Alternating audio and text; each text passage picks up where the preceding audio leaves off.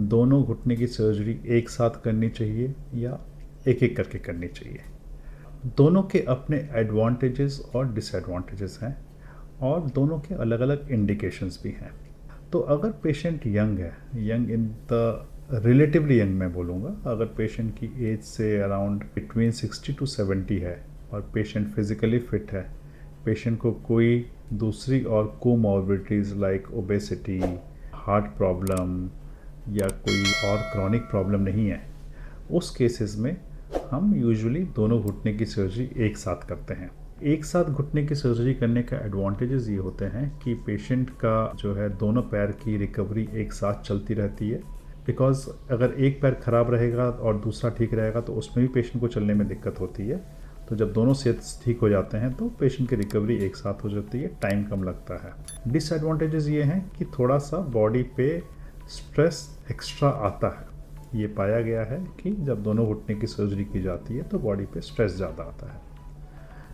लेकिन अगर पेशेंट की एज 70 या 75 है और पेशेंट को साथ में कोमॉर्बिडिटीज़ भी हैं, उन केसेस में ये पाया गया है कि रिस्क फैक्टर जो है वो थोड़ा सा बढ़ जाता है। So if the patient is above 70 and is having any comorbidities, in that case we do one surgery at a time. उसमें हम एक बार में एक सर्जरी करते हैं।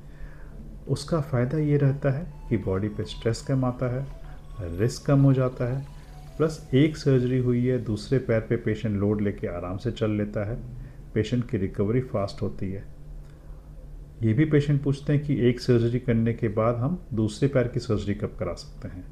So normally we would like to keep a gap of around 3 months between the two surgeries. एक surgery के बाद 3 महीने हम वेट करते हैं ताकि पेशेंट की रिकवरी अच्छे से हो जाए, both knee point of view से और general body point of view से, और उसके बाद हम दूसरे घुटने की सर्जरी करते हैं।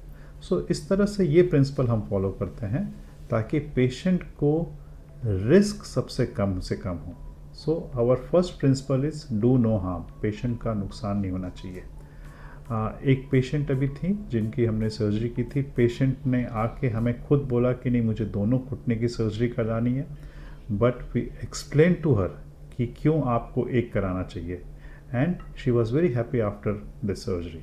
सो एक प्रिंसिपल फॉलो करते हुए जिसमें पेशेंट का ही सबसे ज़्यादा भला हो, ये फॉलो करते हुए सर्जरी की जाती है।